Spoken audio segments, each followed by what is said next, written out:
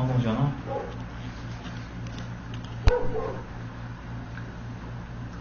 Yo me acuerdo años pasados cuando recién consigamos esos, pues, Bola se cansó de que cansen, de que se caben. Así que cada sábado puso uno nuevo de todas maneras. Es nueva la que puse, pero no funcionó. Ah, estaba mal.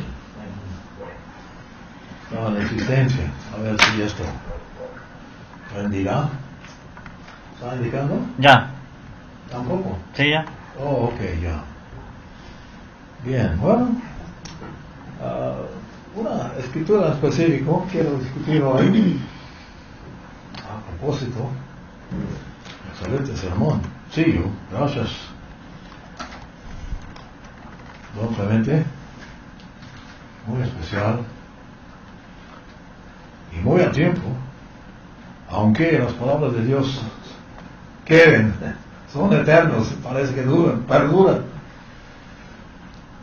Mucho tiempo. Juan, está en Juan, libro de Juan, libro de los antiguos, el libro de Juan 14, muy familiar expresión. Juan 14, siempre nos referimos a esos pasajes 14, 15, 16, 17 del libro de Juan, porque tratan de las palabras de Jesús que dio en su última Pascua, que observó con sus discípulos. Pero en verso 6, déjame ver si lo tengo correcto. Sí, 14, verso 6. Según Tomás le preguntó, Señor, versículo 5, no sabemos a dónde vas, porque él dijo que iba, y que ellos no sabían a dónde iba, y dónde iba no podían venir ellos tampoco. Así que Tomás le pregunta, bueno, no sabemos a dónde vas, ¿cómo podemos saber el camino para llegar donde estarás tú, Jesús? Así le preguntó. Y Jesús le dijo, yo soy el camino. Interesante declaración, muy profundo, y hemos discutido últimamente un par de veces lo del camino. ¿Qué es el camino? El trillo, el sendero, el medio de acceso para vivir para siempre, para resurrección, para llegar al propósito que tiene Dios con seres humanos. ¿Cuál es el camino? Y hemos discutido el camino. Pero dijo también, yo soy la verdad. La verdad. Lástima que estas pocas palabras tal vez no están en letras 3 pulgadas de alta, porque son tan profundos y grandes e importantes y desconocidos en el mundo. Yo soy la verdad, dijo. Y yo soy la vida. La vida, ¿qué quiere decir él con la vida? Bueno, la vida es lo que buscan los seres humanos. A propósito, yo creo que la mayoría, los niños no se preocupan. Tampoco los jóvenes piensan que van a vivir para siempre y no nos preocupa nada de perder la vida, pero los adultos están pensando en vida más extensa, están pensando de vivir para siempre, o resurreccionar, o formar, o tomar, o adquirir, mejor dicho, tal vez, la mera promesa de Dios, que es un cuerpo no sujeto a tiempo ni a espacio. El mismo cuerpo que adquirió Jesús cuando se levantó de entre los muertos. No estaba limitado al espacio.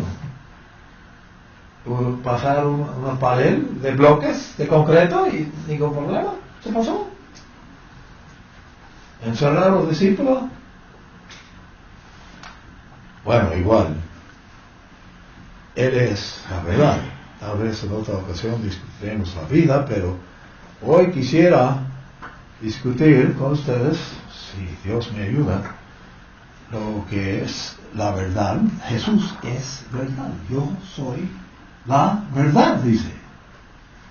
¿Se acuerda de Ponto Pilato, el oficial romano que le preguntó qué es verdad? Jesús mencionó la verdad durante su interrogación por parte de aquel oficial y él no sabía lo que era la verdad. Tampoco contestó Jesús. Pero sí tenemos lo que es la verdad. La verdad es exactamente el contrario de una mentira, ¿no? Muchas cosas son dichas por televisión, por radio, por conversaciones, gente en la calle charlando, lee periódico, muchas palabras, mucha transmisión de ideas y de pensamientos hay. ¿Cómo se distingue cuál es verdad y cuál es mentira? ¿Tiene que ver con nuestras vidas? Muchas personas creen mentiras, ¿no? La verdad es algo central en las cosas de Dios. La Biblia enfatiza la verdad. Y Jesús, tal vez más que nadie, sino que fue el mero prometido desde el huerto de Edén. El Mesías, el prometido, el Redentor. El ser humano que iba a aparecer en la escena humana después de años, nunca supieron cuándo iba a aparecer. La misma Eva pensó que era el primogénito. Esto es el Eterno, dice Caín. No fue. Al contrario, en Caín fue engendrado por el otro espíritu. Mató a su hermano. Y han venido varios. El Mesías esperados por siglos. Pero las profecías que preservó Daniel sí indicó una razón de cuándo vendría ese Mesías. ¿Se acuerda de la profecía sobre las 70 semanas? 490 años, 70 semanas de años, 490. Y hemos discutido las ocasiones en el año que apareció Jesús en público. Y de veras, algunos santos de Dios estaban esperando, ya supieron que estaba cerca. Y aquellos magos que vinieron del este, no dice que de dónde, pero indudablemente vinieron de... Permítanme contarles, antes de que chocan con el día venidero esta semana de Navidad. Esos magos vinieron del este y anunciaron que habían visto la señal de la estrella del nacimiento de un rey. Pero no cualquier rey, un rey muy importante. Esos magos vinieron de una área del mundo, probablemente Irán o Irak o ese área, donde estaba Daniel, tuvieron lo escrito por Daniel. Daniel dejó sus visiones escritas donde él sirvió a Dios y a los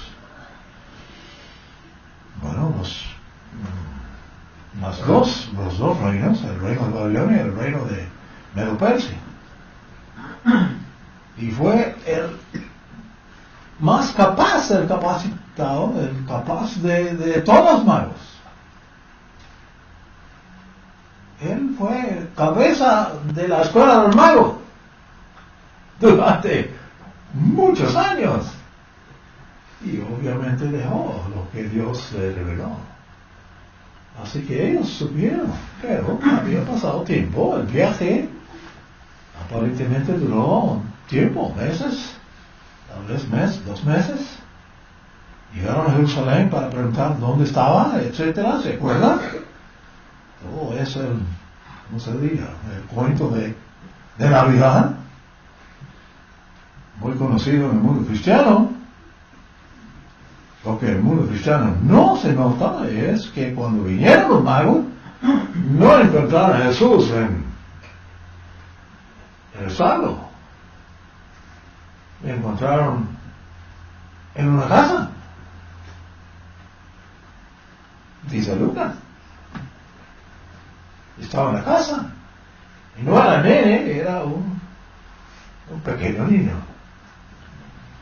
Obviamente nene, unos 2 meses, el nene de 2 meses es todavía nene, pero dice solamente nene. Dice niño. Pero había pasado tiempo para llegar allá, pero habían visto la señal, la misma estrella que vieron los pastores la misma noche que nació Jesús. Pero costó tiempo llegar. La señal no fue limitada solamente a los pastores ahí en las lomas de Belén. Y estos hombres estaban mirándolo, y ustedes saben que los magos son algo conocido de astronomía. A propósito, también Abraham, el famoso Abraham, padre de fe, definitivamente estaba muy enterado de cosas astronómicas. No sé si supieron. Es una tradición, pero no dice la Biblia específicamente, pero definitivamente observó Abraham la Pascua. Eso es muy definitivo. Y obviamente él observó todos los días santos, porque dice claramente varias veces en Génesis que Abraham observó los mandamientos y los estatutos y los testimonios de Dios. ¿Dónde los tenía? No los escribió hasta Moisés. ¿Cómo que sabía Abraham todo tanto que Moisés dice que Abraham sabía y practicó? Porque ya supieron, ya supo Abraham. Jesús anunció públicamente 2 veces, por lo menos 2 veces, que Abraham sabía de mí, dice Jesús. No solamente eso, sino, dice en una ocasión, pueden buscarlo, no lo busqué, dijo Jesús en una ocasión, Abraham vio mi día. Y luego dijo, Abraham. ¿Qué entendía Abraham del día de Jesús?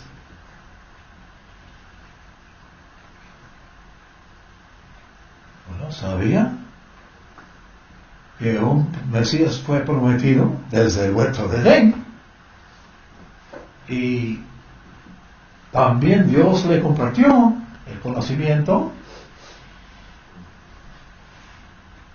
de cómo sería.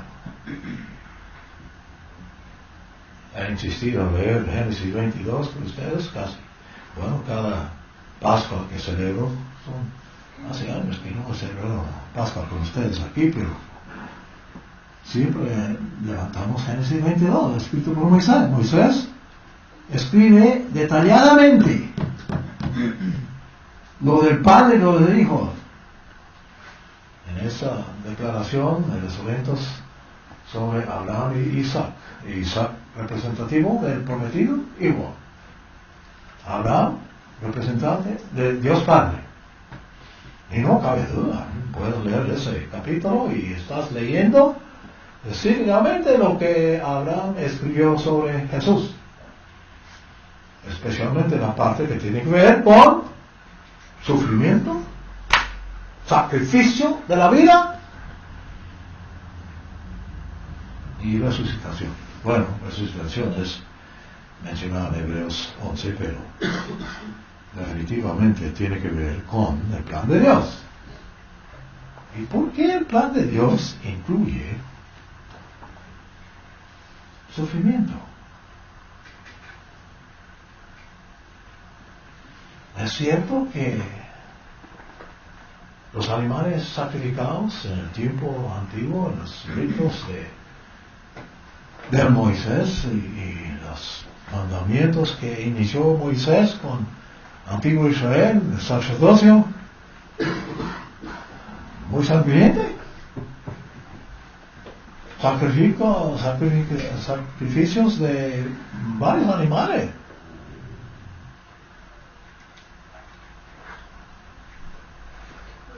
¿Por qué?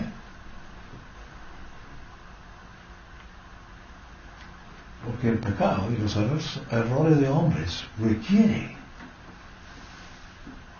vida por vida.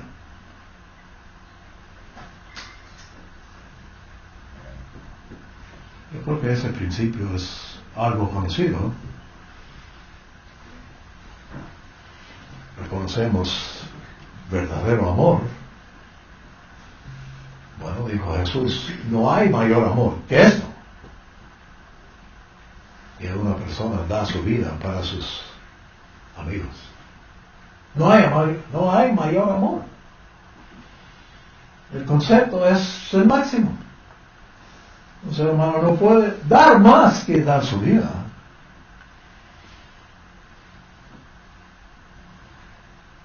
Bueno, ese evento de Jesús es tan central en la Biblia que ocupa desde Génesis a Apocalipsis.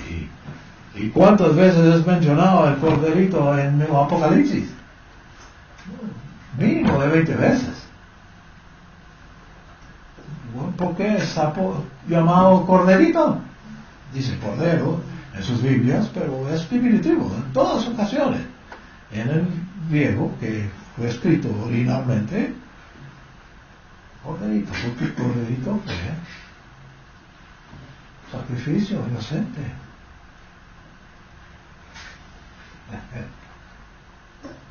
Tuve la ventaja de discutir brevemente en una oficina del abogado hace un par de semanas el libro de Job, y hablamos sobre Job. Y a propósito, cuando no llegué a tiempo el sábado pasado, pues pusieron un sermón hecho por el señor Ames, Richard Ames, de La Viviente, grabado. Les Cooper lo buscó y lo puso. Y en ello mencionó al señor Ames, ¿no? Una mentira.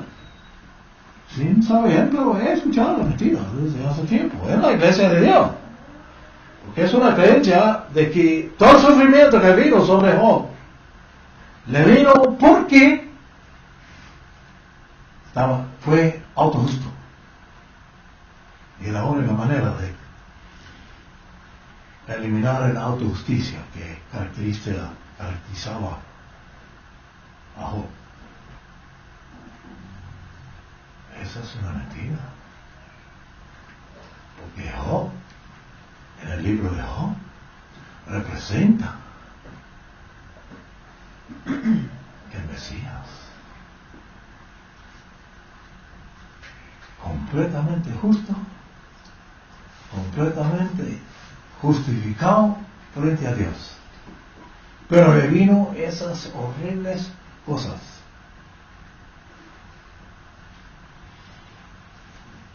Grande. Pero esa es la parte que no percata la gente, porque es, bueno, son cosas perdidas. Perdidas por no tanto tiempo, realmente. Estuve leyendo unos análisis de cuándo empezó en las iglesias de Dios, más bien en el mundo cristiano, el criterio de que Todo lo que dice la Biblia es literal y solamente se puede interpretarlo literalmente. Empezó hace poco, después de Carlos Darwin, no existía ese criterio. Entendían que hubo expresiones idiomáticas y que parábolas había no solamente por Jesús, sino en toda la Biblia. Bueno, así es diseñado y preservado a cierto grado, obviamente con traducciones es muy debilitado la palabra de Dios. Fue escrito originalmente en hebreo y griego. Y ese otro idioma que está en Daniel, que Siriac. 3 idiomas. Las traducciones son limitadas, porque de esos idiomas al español, limitado. Traducciones al inglés, limitado. Al francés, limitado. Al alemán, igual. Si uno no se mete en más entendimiento de aquellos idiomas, no va a profundizarse en la palabra de Dios. Pero la palabra de Dios es verdad. Verdad.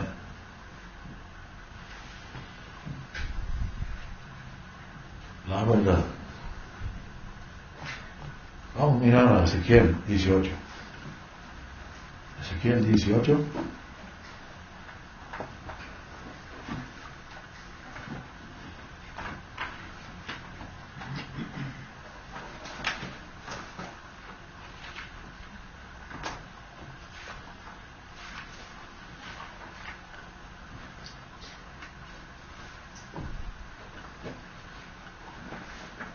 Esto es doctrina del Antiguo Testamento.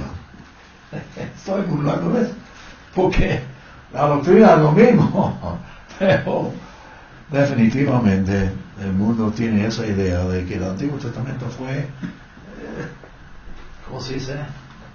Ya superamos el Viejo Testamento.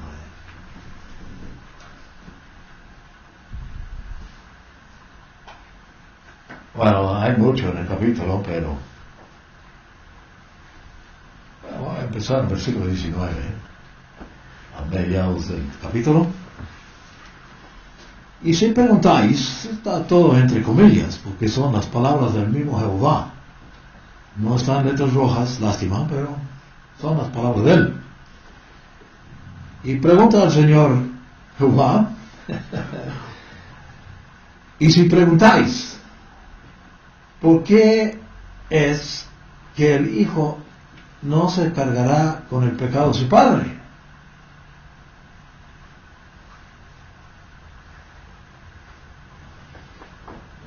Es porque el hijo practicó el derecho y la justicia, guardó todos mis estatutos, que incluyen los 10 santos. Eso sí es definido en la misma Biblia. Los estatutos incluyen los eventos, las ocasiones anuales, los 7 días especiales del año. Y los puso por obra. Oh, muy diferente. Saberlos.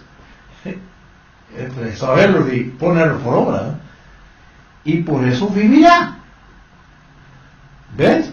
No están letras rojas. Qué lástima, porque tiene el mismo valor que las palabras de Jesús en el Nuevo Testamento, pero no sabían los traductores.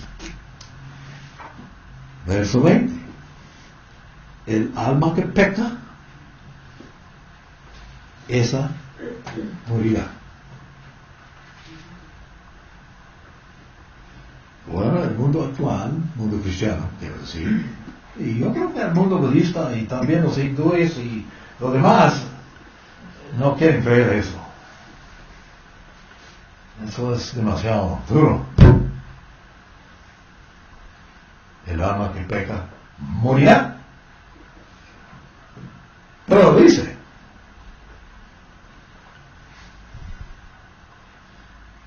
Y todo el capítulo trata de responsabilidad individual.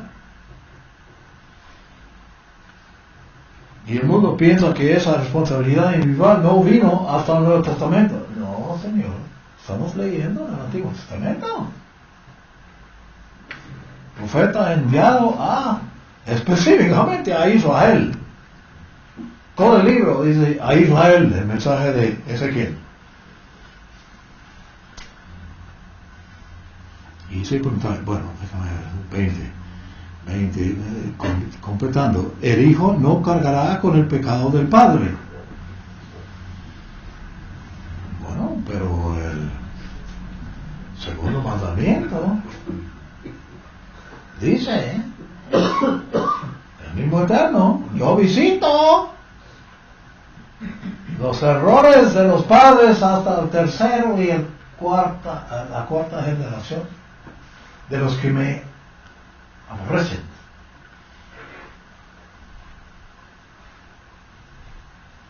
Pero según Ezequiel, el mismo Eterno está diciendo que el hijo o la hija no cargará con el pecado del padre o la mamá, ni el padre cargará con el pecado del hijo. Muy diferente. Y esta doctrina supongo que no caía bien con los oyentes de Ezequiel. La justicia del justo será sobre él o ella, y la injusticia del impío será sobre él o ella. Qué interesante. Una doctrina un poco diferente que el original, es decir, en el tiempo de Moisés, porque cuando uno pecaba dentro de Israel, se acuerda del evento, ¿no? No me acuerdo cómo se llamaba el individuo que tomó alguna cosa, un botín, y lo escondió en sus cosas, y todo Israel sufría, toda la nación, todo el mundo, hasta encontrar quién había tomado eso. Así que culpable de toda la nación por culpa de un solo individuo. Pero no fue así en el tiempo de Ezequiel.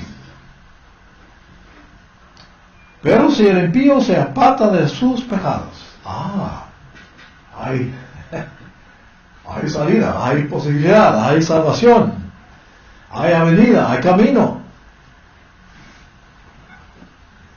Les pregunto si estoy leyendo la verdad o no. Pero si el impío se aparta de todos sus pecados que cometió, guarda todos mis estatutos y practica el derecho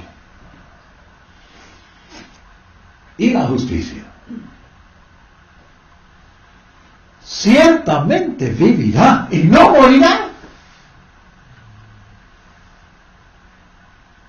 Bueno, ¿cómo que no morirá? Entonces, ¿cómo entendemos eso? No está hablando de la muerte física, porque la muerte física sí es parte de una maldición de Adán y Eva, pero está hablando de morir en la segunda muerte. Eso entendemos nosotros. El mundo no entiende la segunda muerte, parece, por lo general no. Pero eso es parte de la verdad y es importantísimo. Entonamos un himno que trataba de temer a Dios. Muy buen himno. ¿Por qué temerle? Porque Él es fuente de vida o muerte. No le serán recordadas todas sus transgresiones que cometió, olvidadas inclusive, por la justicia que hizo, vivirá.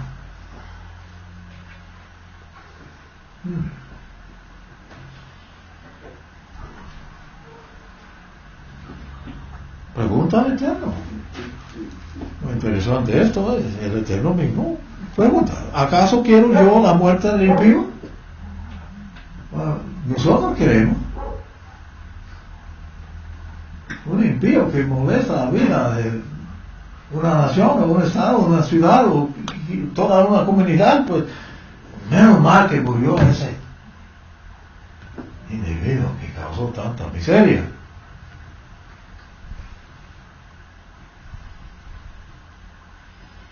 ¿Acaso quiero yo la muerte del impío? Dice el Señor Jehová. ¿No vivirá él si se aparta de sus caminos? Pregunta.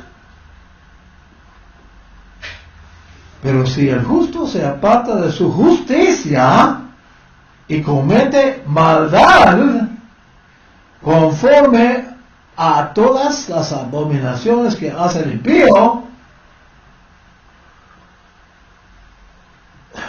¿vivirá él?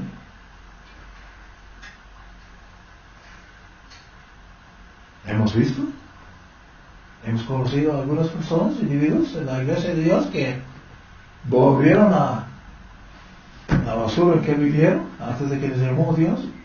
Sí, conocemos. Ninguna de las acciones justas que hizo vendrán a la memoria. Por la infidelidad que cometió. Infidelidad. Eso es importante a Dios. Era importante en el caso de la infidelidad de Satanás, el arcángel, el primer creado, el más bello ángel que creó Dios, más completo, más maravilloso.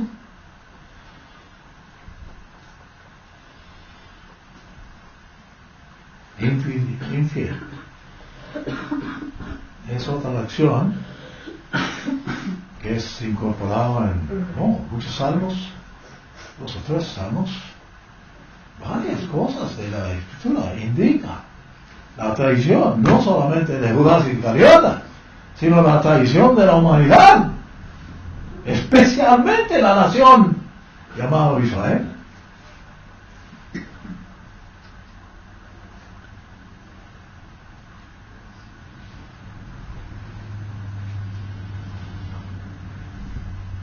Por ellos morirá. Así que la muerte es pena, segunda muerte es pena de pecado. Y Romanos 6, 23 dice eso, repetido en el Nuevo Testamento. La pena de pecado es muerte. Bueno, eso es bastante bien. Nosotros sabemos eso. No es verdad nueva, aunque para muchas iglesias, entre comillas, cristianas, es verdad nueva. No lo conocen. Sin embargo, a pesar de estas verdades discutidas, el Eterno todavía hablando, entre comillas, sin embargo, decís, Eterno hablando al pueblo, por medio de Ezequiel, así dice el pueblo: no es correcto, no es derecho el camino del Señor. No es derecho, no es justo, no es correcto. Critican el camino de Dios. ¿Dice camino? Sí, dice camino.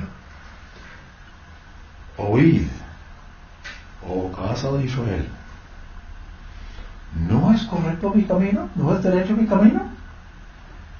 Así dicen. ¿No son más bien vuestros caminos los incorrectos? Claro que sí. Son de ellos los incorrectos.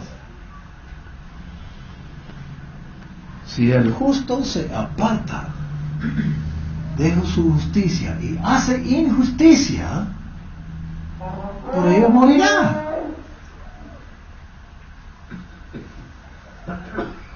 Por la injusticia que hizo, morirá.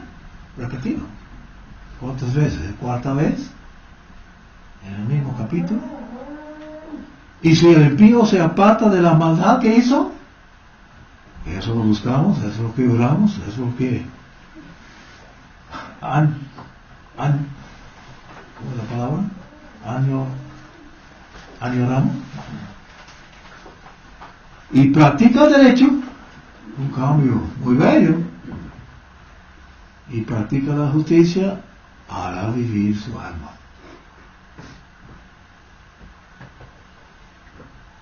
Por cuanto mira y se aparta de todas las transgresiones que cometió, ciertamente vivirá, no morirá. Tremendo pasaje en el libro de Ezequiel, y citando el mero Señor Eterno, que es la misma entidad. Sin embargo, nuevamente otro sin embargo, versículo 25, versículo 29 son sin embargo. La casa de Israel dice, la casa de Israel, esa es toda la nación. Casa de Israel. ¿Por qué dice casa? Es una expresión idiomática, porque quiere decir la familia de Israel, o la nación de Israel, o el pueblo de Israel. Actualmente indica casa. ¿No hablamos de una casa la semana pasada? El que edifica casa sobre la roca, el que edifica la casa sobre la arena. Satanás edifica casa sobre arena. Está edificando casa y mucho éxito. Pero va a fallar. La ruina va a ser catastrófica, pero los que ponen fundamentos de su casa en la roca, no caen. Pero sin embargo la casa de Israel dice, no es correcto el camino del Señor. ¿Acaso mis caminos son incorrectos, oh casa de Israel? ¿Es cierto lo que dicen, lo que piensan, lo que provocan, publican? ¿No son más bien vuestros caminos los incorrectos? Mira cómo habla el Señor a través de Ezequiel. Por tanto, yo os juzgaré a cada uno según sus caminos, oh casa de Israel. ¿Somos nosotros parte de la casa de Israel? Los recipientes del Santo Espíritu de Dios son de la casa de Israel, porque Jesús es el heredero de todas las promesas de la casa de Israel. Eso puedo hablar en otra ocasión tal vez, pero arrepentíos y volver de todas vuestras transgresiones, para que la iniquidad no os sea causa de tropiezo. Muy interesante capítulo 18, muy desconocido por lo general en el mundo cristiano, en el mundo de estudiantes bíblicas, porque no quieren creer que Dios, no quieren que Dios castiga. La última hora sobre Dios es que es totalmente amoroso y no castiga nunca. ¿Están conscientes de eso? Visita a cualquier, no sé cómo los católicos, pero visita a cualquier de las evangelistas y evangélicas y van a predicar eso. No lo he escuchado. Recibo mucho material diciendo eso.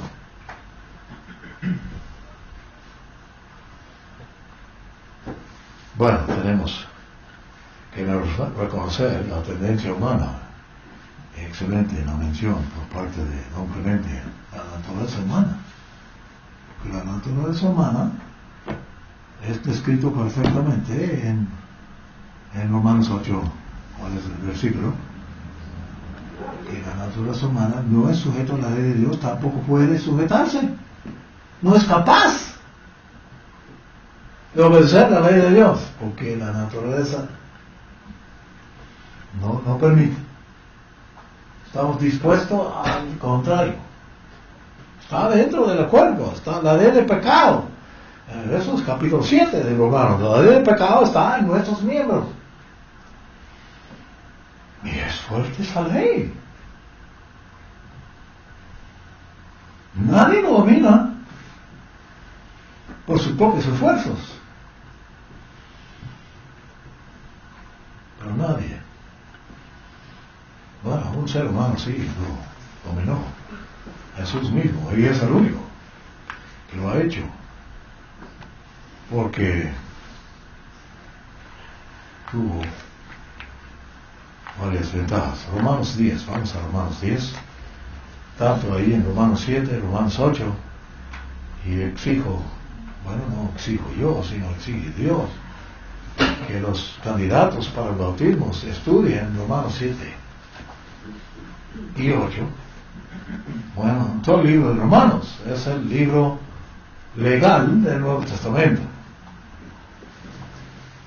Pero el capítulo 10, voy a enfatizar un versículo, creo que es un solo.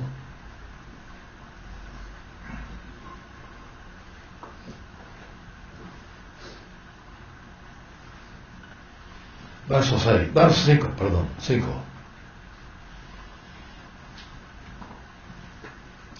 Moisés escribe de la justicia que es por la ley. Justicia por la ley, ¿cómo es?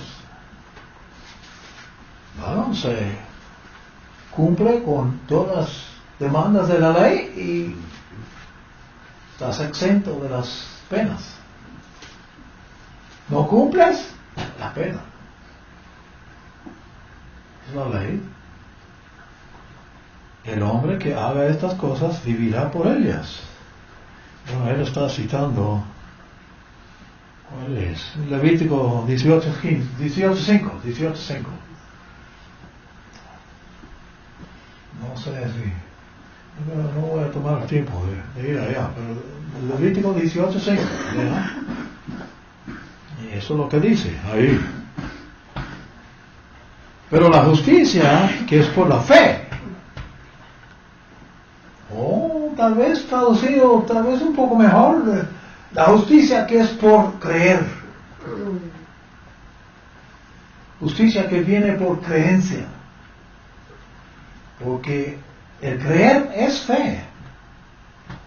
Hemos de saber que fe no es una esperanza, no es un deseo. Es una confianza, es algo fijado. El corazón te dice si algo es verdad o no.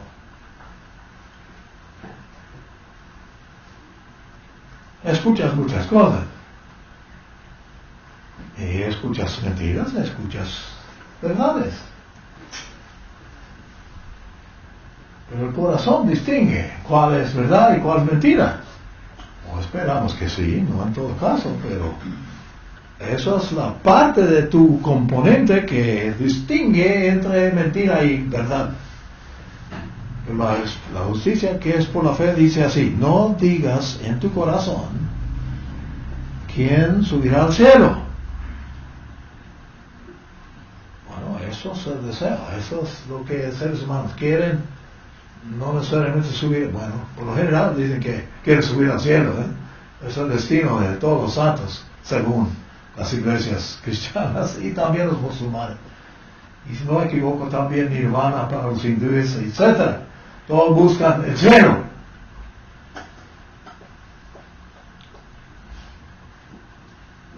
No, bueno, esto es para hacer descender a Cristo. Ni digas en tu corazón quién descenderá al abismo. Esto es para hacer subir a Cristo de entre los muertos. Bueno, así tradujeron, no sé cómo está actualizada. No lo miré. Para hacer subir a Cristo de entre los muertos, igual. Igual. Más bien, ¿qué dice según este apóstol de Dios? Está escribiendo a latinos, a romanos, a los principales, ¿cómo se diría? Ciudadanos del Imperio Romano.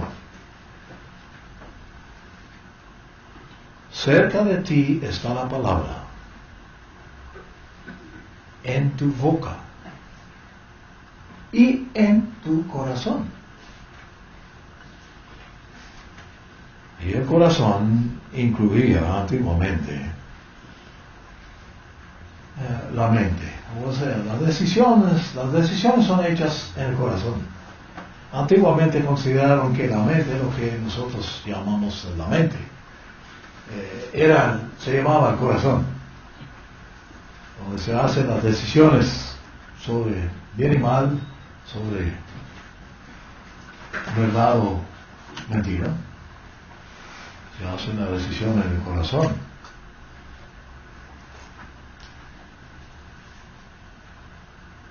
Bueno, la ley así dice, según Moisés.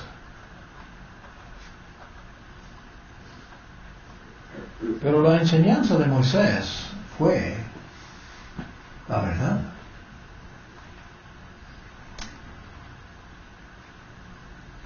Porque Moisés creía que Dios levantará de entre los muertos los justos.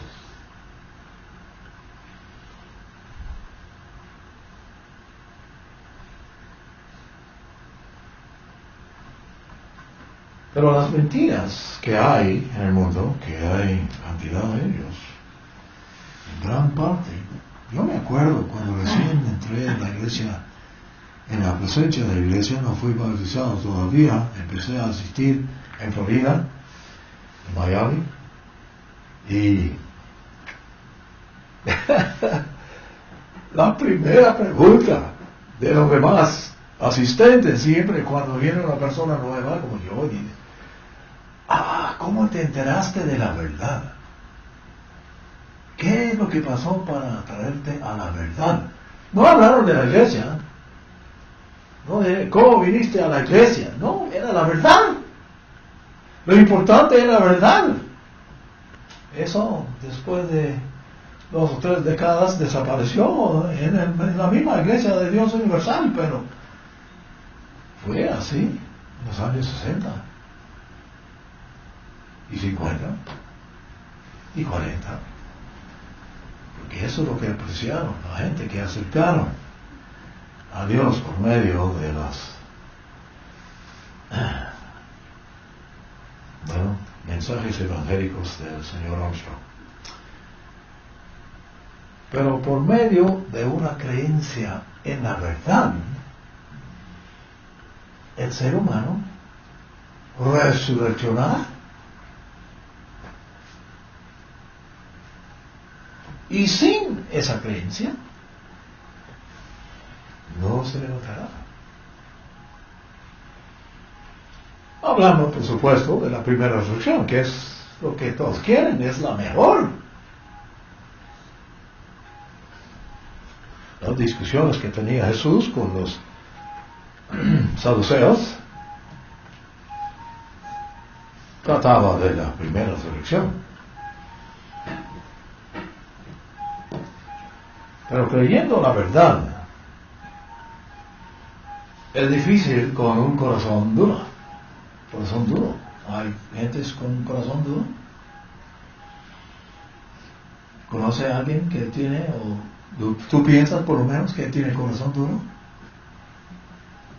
Pues claro, figuras en la historia, algunos dictadores históricos aquí en Latinoamérica tienen fama de ser duros de corazón.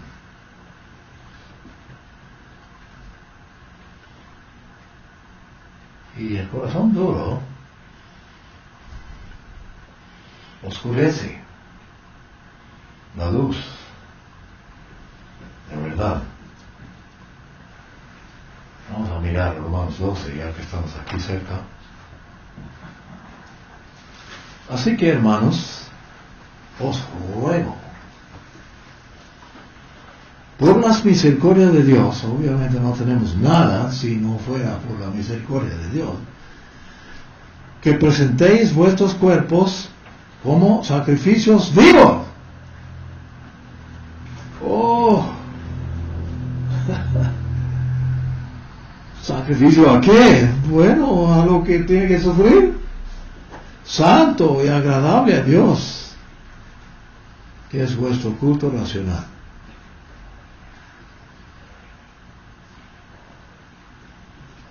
Sigue diciendo, el versículo 2 es extraordinario. No os conforméis a este mundo. Bueno, pero eso es lo que están haciendo todos en este tiempo de Navidad. Todo el mundo está conformando al mundo. Pero no solamente eso, en todas maneras.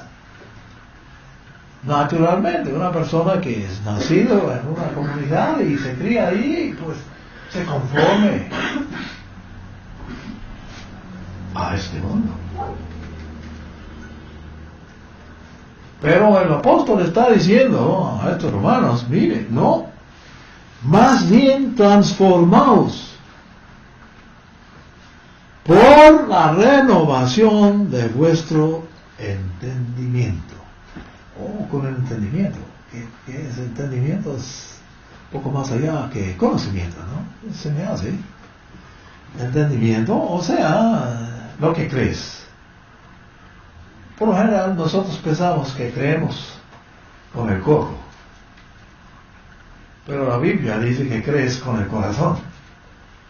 Pero parece que los dos están incluidos antiguamente, por lo menos por los profetas. Ahora los apóstoles yo creo que hicieron cierta distinción entre los dos. De modo que comprobéis cuál es la voluntad de Dios. La buena, agradable y perfecta voluntad de Dios. Bueno, ¿cómo averiguamos eso? Requiere una transformación, ¿no? Tiene que admitir. Especialmente para una persona que se ha dedicado a conformar al mundo en todo.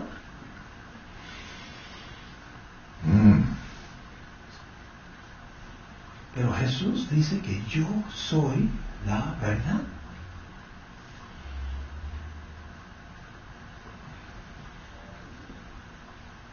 Tienes que ser entonces transformados en el espíritu de tu mente.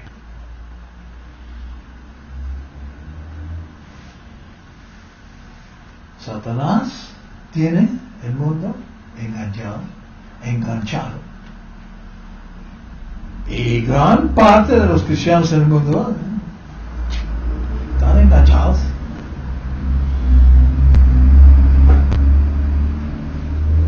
Y lo mantienen engañados por medio de sus mentiras. Es el medio que usa Satanás para engañar, para mantener engañado, para mantener separado completamente de la verdad de Dios y de Jesús. Es competidor de Jesús al extremo.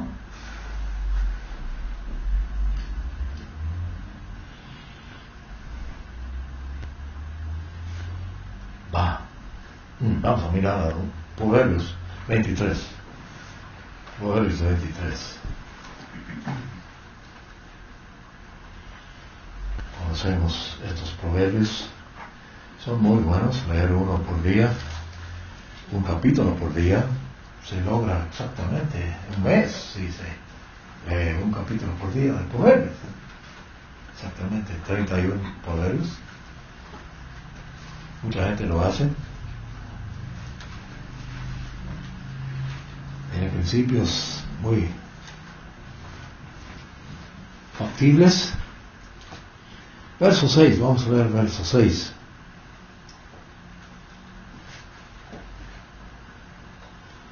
No comas pan con él de malas intenciones. Bueno, yo creo que eso es, déjeme ver. Avaro, dice. Dice ojo malo. Avaro. Avaro, con el avaro. Bueno, Así dice, hay que pensarlo. ¿De qué se consiste? Habla de disfrutar compañía social con ávaros o gentes de malas intenciones. No codicies sus manjares delicados.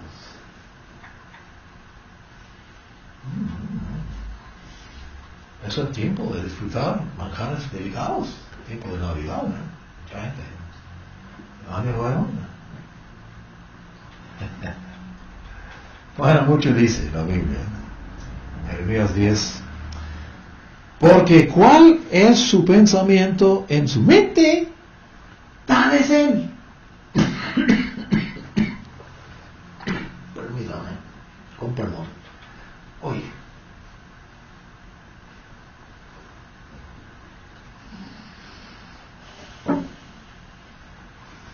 ¿Cómo dice? ¿Cuál es su pensamiento en su mente? Tal es. O en su corazón. Yo creo que otras traducciones, bueno, dice alma. Pero somos lo que pensamos. Y por supuesto creemos lo que pensamos. Pero la creencia es lo que puede resolucionarlo.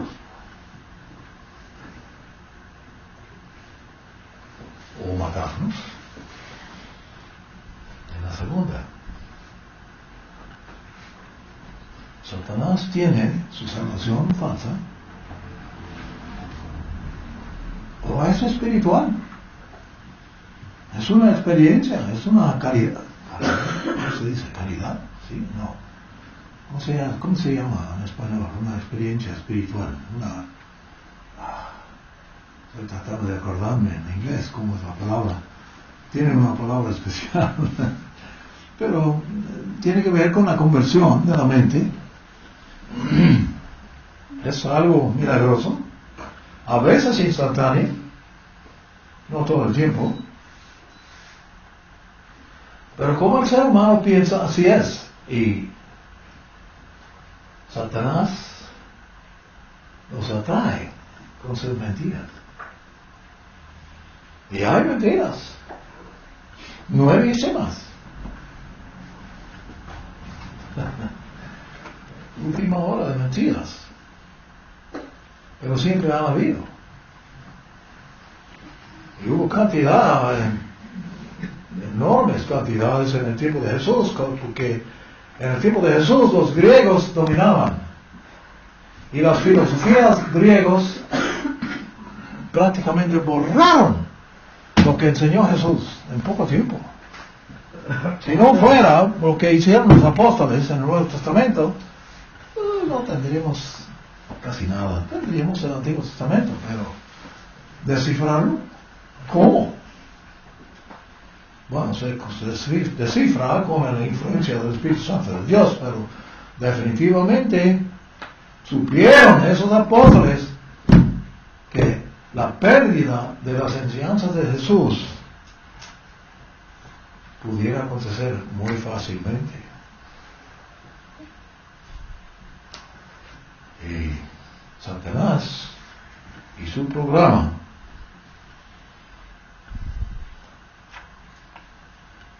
promueve que tú analizas las cosas por tu propia razón. ¿Y eres tú capaz de analizar? Perfectamente bien.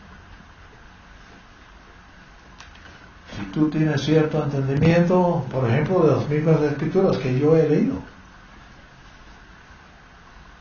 tú con tu propia razón, pues, eres capaz de adquirir la resurrección por medio de tus propios recursos. Bueno, no es nada cierto. Vamos a mirar a Deuteronomio 13. Me he dejado un poco de tiempo, sí, Deuteronomio 13. Volviendo a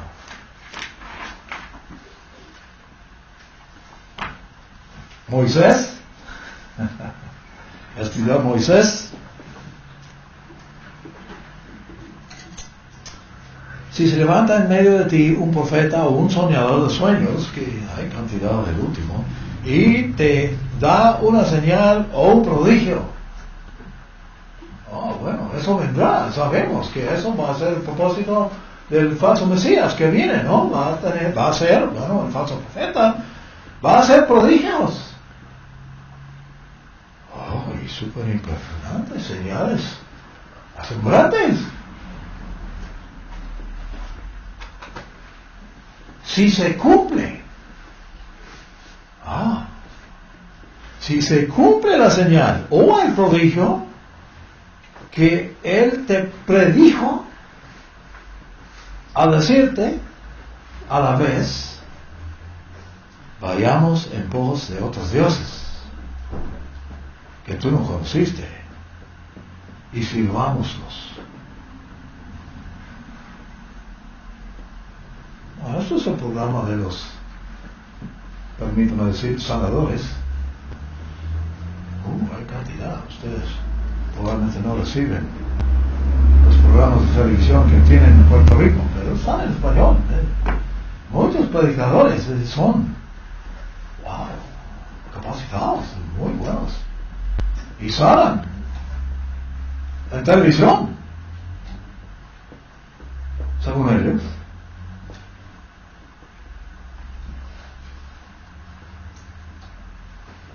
Pero si insisten en otro medio de servir a Dios, dice el Eterno aquí por medio de Moisés, no escuchas las palabras de tal profeta, ni de tal soñador de sueños, porque Jehová vuestro Dios os estará probando, permitiendo que tales individuos vengan con sus milagros y te amonesten que siguen otra ruta de complacer a Dios.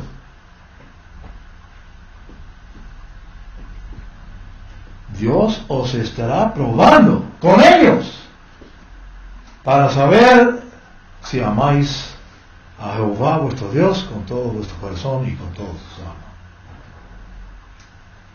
Eso es lo que viene en el tiempo de final.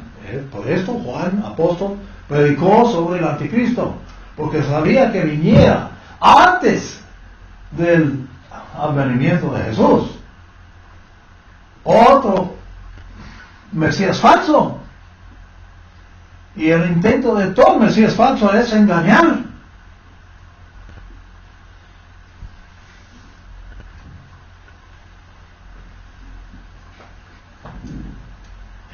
El Eterno permite eso. A tal grado. Parece que muchos van a reír. Pero Dios estará probando. ¿Quién es fiel? ¿Quiénes tienen sus creencias bien establecidas o no? En pos de Jehová vuestro Dios andaréis, y a Él temeréis, y no al otro Dios, o al Dios falso, ¿no? Sigo diciendo, hablando de otro Dios, me refiero a Satanás. Pero en ese tiempo venidero, el anticristo es el otro Dios. Y poderoso políticamente, poderoso materialmente, poderoso militarmente. ¿Dónde está? Sujeto a la muerte si no obedeces. Ahí está. Eso es lo venidero, eso es lo que Satanás está amontonando. Y con el permiso de Dios,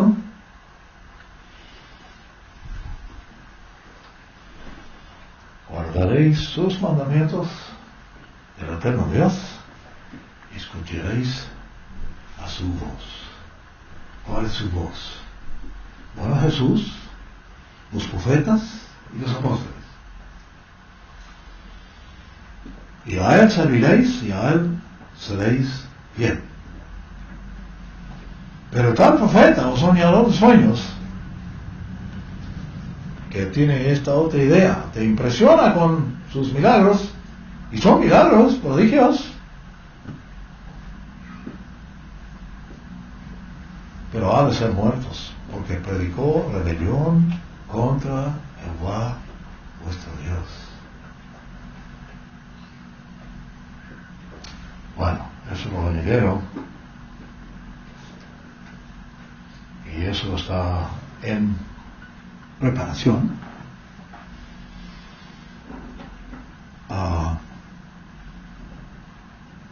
Hoy más que nunca, obviamente estamos más cercanos a ese día en que brota, si no ha brotado ya, esa fuerza política y militar y comercial en el mundo.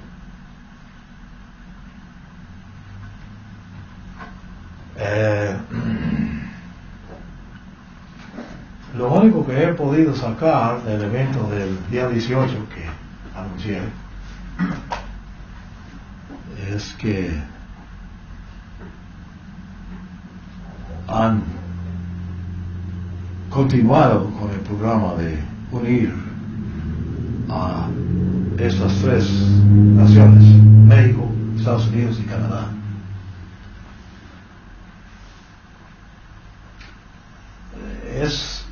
Hay quienes están tratando de establecer, y ya es establecido, una nueva moneda, tipo de moneda que se llama Bitcoin. No sé cómo se dice, es Bitcoin, ¿no? Bitcoin, sí. Está ganando valor increíble. Si tienes $100 y lo pones en Bitcoin, en semanas tienes casi doble, porque es internacional. Están utilizándolo en 2 países.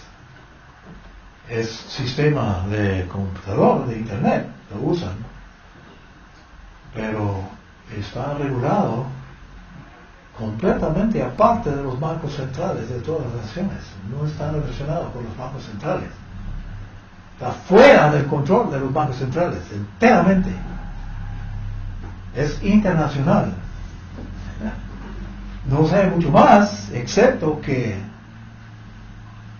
parece que los que ponen lo poco dinero que tienen ahorrado en eso, ganan gloriosamente. No sé, yo creo que la unidad, no me sé, ¿cómo es la unidad? No sé, Bitcoin, no sé, ¿cómo miden? Sí, dos Bitcoin. Unidades, no sé, ¿cómo se llama? Tampoco. Pero posiblemente es el sistema, aunque sabemos de antemano ya que eventualmente va a ser tan rebelde los seres humanos que forzosamente todos van a tener que recibir un sello, una marca, y solo con eso puedes hacer comercio. Pero es un movimiento hacia esa dirección, o sea, un medio de intercambio internacional. Es una función que ha tenido el dólar hace bastante tiempo, específicamente para comprar petróleo.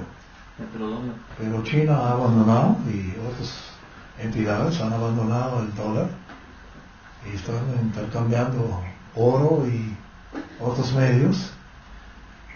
Así que está en marcha. ¿Y quién está detrás de eso? ¿Cuál viento está soplando eso? Y permíteme decir, porque viene de un viento. El viento es un pneuma en griego, un ruach en hebreo, que es un espíritu. Satanás tiene un espíritu, con que engendra discípulos.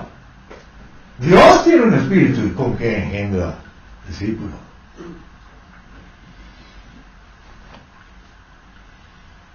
Y si tú permitas que el otro viento te influencia, caes bajo la influencia de Satanás. Y eso es lo que está discutido aquí en Deuteronomio 13. Ahí tenemos muchos más detalles, mostrado por el mismo apóstol Juan. Juan fue preservado más larga vida para ese intento.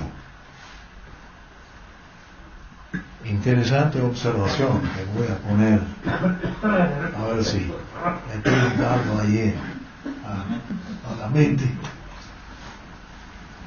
Que Moisés escribió el Pentateuco. Los primeros libros de la Biblia fueron escritos por Moisés. Moisés fue un egipcio.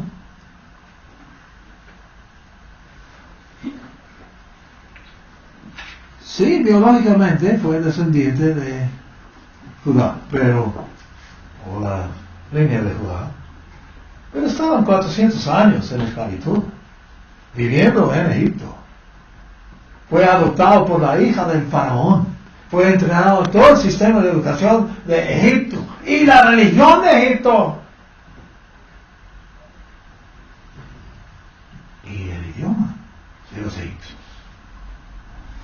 Aunque sí se enteró de hebreo. Así que muchas expresiones de él son dirigidos para el pueblo de Israel. Y el pueblo de Israel, misma condición de Moisés. Prácticamente fueron egipcios. Sí, esclavos. Al final, se me hace que entre todos los hebreos que había, Israel, descendiente de Jacob que había en Egipto, el único que no fue sujeto a la esclavitud fue el mismo Moisés. Fue rescatado de la esclavitud por su mamá y su papá, que le escondieron para que no sea matado por el faraón.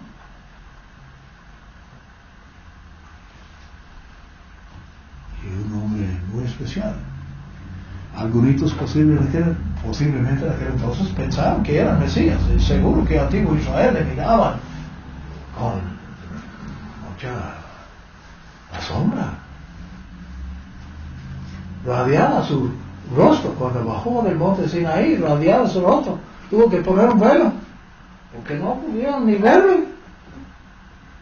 ¡Hombre! ¡Mortal! ¡Murió! Después de años, antes de entrar a la tierra, pero wow. Pero él tuvo que expresarse en escribir el Pentateuco en términos que pudieran entender aquellos israelitas.